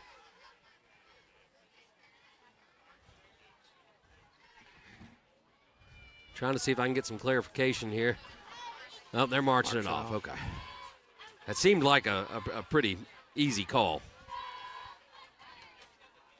And from the angle we're at, I can't see where the ball is. I think it's at about the 14-yard line. I think you're right. Looking over at the chain. And it looks like this time that Harrison Mills is standing back there to take the snap. We've seen them go wildcat to him multiple times in this game. He takes the snap, turns this time, hands it off. They go up the middle with Maxwell, and he's able to drag a few guys with him. It's about 3 to 4 yards. Actually, I think that was Rigby Anderson. I thought it was an 8, but I think it was actually a 6. Well, they're both out there. You know which one it was? I'm going to look on the replay and see if I can catch it. I missed it. That got them close to the 10-yard line, so that was a pickup of about 4 yards there for the Mustangs. I think it was 8, what I originally said. Henry Maxwell. It was 8. That's who's in the backfield here with Mills. So Mills ready to take the snap. Maxwell back in the backfield with him flanked to his left, going to send wide receivers to the near side. There's the snap. Quarterback's going to run it towards the near side. I'm screened. I can't see what's going on. He drags the pile. A flag came in. I did see that. And that could be a hold. It is a hold. Big call there. Big on the call. Offense. Yes.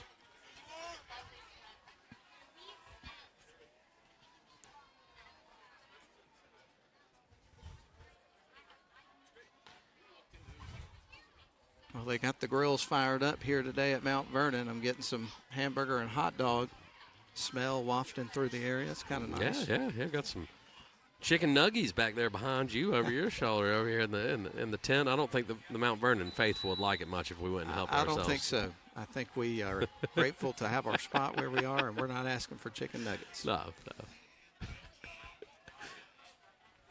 Shotgun formation as Dungan gets ready to take the snap. He's got a running back flank to his right. That's Henry Maxwell.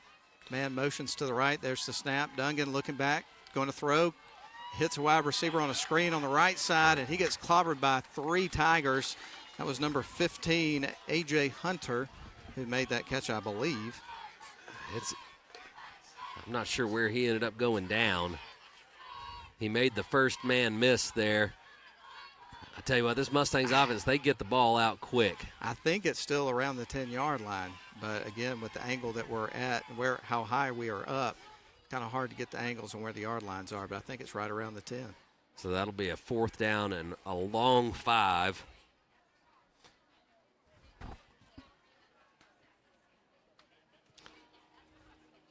So shotgun formation. Official still says 3rd down here.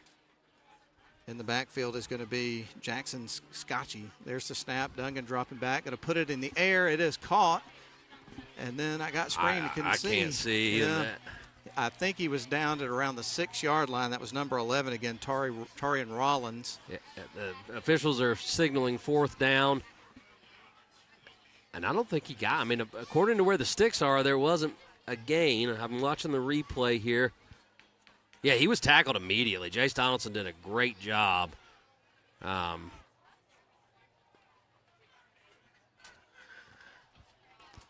going to have to bear with us here, folks, because we absolutely cannot see. I'm trying to watch it on the screen, and it's tough, too, because we've got the tight angle here. But if they go to the left, they're going to kick the field goal. All right, so field goal attempt coming up here. It looks like from Jax Donaldson. Is that the kicker, number 19? 19, yeah. Yep, Jax Donaldson. Going to try to Ball's boot loose. it up. Ball loose. And a tackle. Now a man picks it up for the Darlington Tigers, streaking down the field. That is Jace Donaldson on the run, far sidelines, 30, 25, 20, 15, 10, 5. And he trots into the end zone. So the Tigers are back in the end zone on the other side after a botched opportunity trying to kick a field goal, and they have struck again on a big play, this time a big special teams play here. Wow. And Donaldson scooped that. That was being kicked from the 13-yard line, so we're going to call that an 87-yard fumble return because the ball wasn't blocked. It was a snap that got past the holder. Donaldson was able to scoop it up. What an athletic play there. And then he showed his speed breaking away. So what a swing in momentum that was. The Mustangs knocking on the door.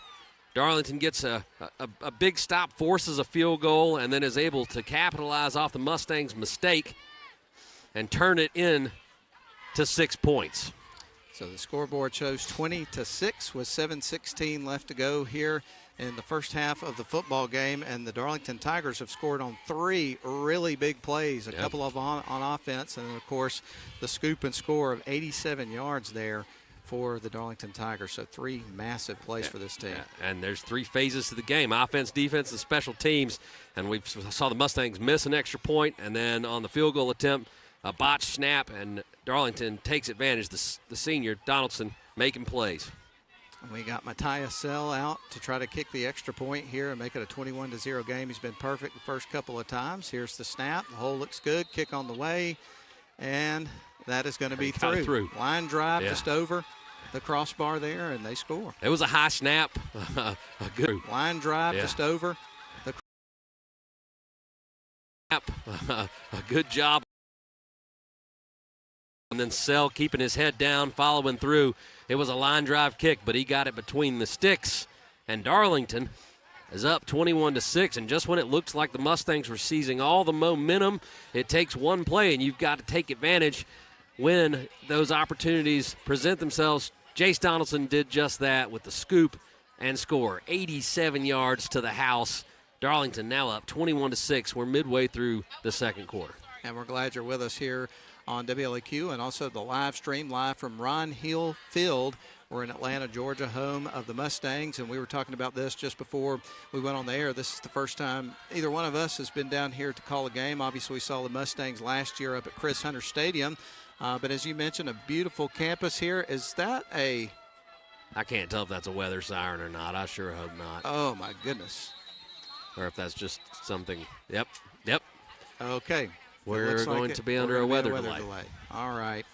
Well, folks, we are going to have a weather delay. We just heard a weather siren go off, which I would assume indicates that we've got some lightning in the vicinity. So we're watching the Mount Vernon Mustangs and the Darlington Tigers make their way to their respective locker rooms. And I guess what we're going to need to do, since it looks like we're going to have a storm roll in, is probably get our cover out here and cover up our equipment in case it starts raining.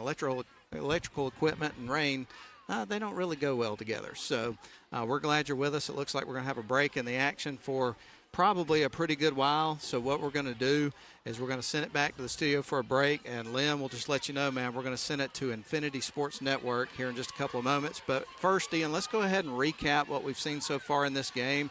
Bring everybody up to speed before we send it to the studio and Infinity Sports Network. Yeah, it's there's a lot to recap. Only a quarter and a half in the books, but Darlington won the toss, elected to receive and put their offense on the field and get this young sophomore starting quarterback, Levi Duggan, out on the field. 2 plays later, that sophomore quarterback took it to the house with a 78-yard touchdown run. Darlington got the early momentum. On the next drive, the Mustangs, on their second play from scrimmage, took a shot downfield.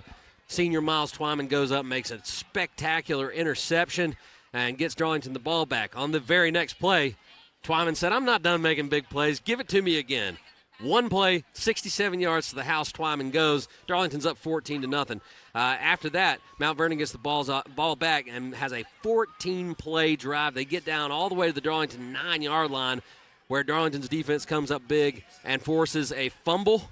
And then on the very next play, Darlington gave it right back to him. Twyman going up the middle was stripped. On the play that was it was Dustin Kittle, or no, actually Harrison Mills that made the strip, and it was just a few plays later that Mount Vernon was able to get in the end zone. They missed the extra point, so they're trailing 14-6. On the next Darlington drive, on 3rd and short, there's a fumble, and it goes back to Mount Vernon. Mount Vernon drives all the way inside the 10-yard line. Darlington forces them to attempt a field goal. On that field goal attempt, it was a loose snap. Got past the holder and the kicker. Jace Donaldson sprints in, scoops, takes it to the house, 87 yards on the return, and Darlington knocks in the extra point to take a 21-6 lead. We got halfway through the second quarter, and the weather sirens sounded. Here we are. Yeah, I don't like that sound, no doubt. So anyway, 7:16 left to go, and I don't like that sound either. We got some rumbling going on out here, and it looks like we're in for a pretty good storm. So what we're going to do, we're going to send it back to the studio. We'll take a commercial break, and then, Lynn, if you will, go back to Infinity Sports Network for the foreseeable future.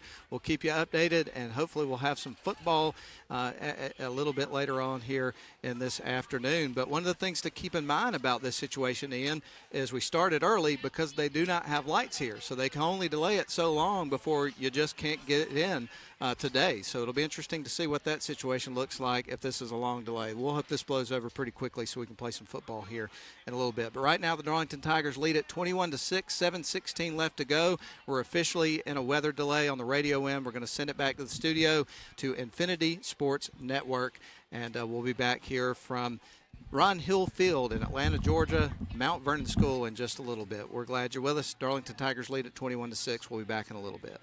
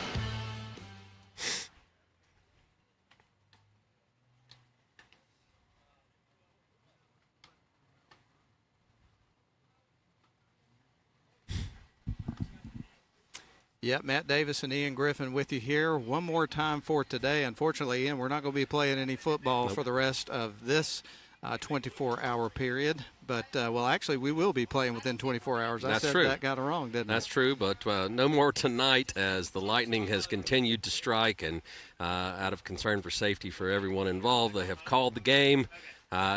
Darlington leads it 21-6 with 7 minutes and I think about 36 seconds left. They've taken it off the scoreboard now. So that's where we'll start tomorrow. We'll pick up at 11 a.m., and we'll look forward to seeing the Tigers get back on the field at that time. Absolutely, we will. And what we'll do is we'll go on the air about 10:45, maybe 10:50, somewhere in there, have a brief pregame, kind of reset the stage for you in terms of the Darlington Tigers and their first game of the season. But like last year, weather has intervened this particular time. At least we got this far into the game, but we're going to resume, as Ian pointed out, tomorrow at 11 o'clock. So wish we could get the game in today, but it's just not going to work out that way. We've got a lot of lightning in the area, unsafe conditions, whatnot, to play in, so they're going to have to call it no lights here at Mount Vernon. So that's going to put a wrap on the broadcast for today. So it's a good news, bad news situation. We're going to get some Darlington football tomorrow, so we're looking forward to that, and we'll bring you the broadcast on the video stream and then also on WLAQ as well. So if you can't make it down here, we certainly hope that you can, but if you can't, we're going to have you covered on the video stream and on the radio as well. So thank you for tuning in. Again, the Darlington Tigers lead with 7 minutes and some change left in the second quarter. 21-6 is the score when we resume tomorrow at 11 a.m. right here at the Mount Vernon School in Atlanta, Georgia. That's going to put on a wrap on the broadcast. What we're going to do on the radio end, we're going to go to Atlanta Braves baseball as they have first pitch coming up in about 30 minutes or so against the Guardians in Cleveland. So we're going to have some baseball for you later on tonight. We plan on having the first episode of the year of the Rome Orthopedic Center High School Football Scoreboard Show. Let's see if we can get back in town in time to help out and do that. So we're going to go ahead and pack up everything and get back to Rome, but we appreciate you tuning in, and we'll talk to you tomorrow for more Darlington Tigers football. Have a good evening, everybody. Go Tigers.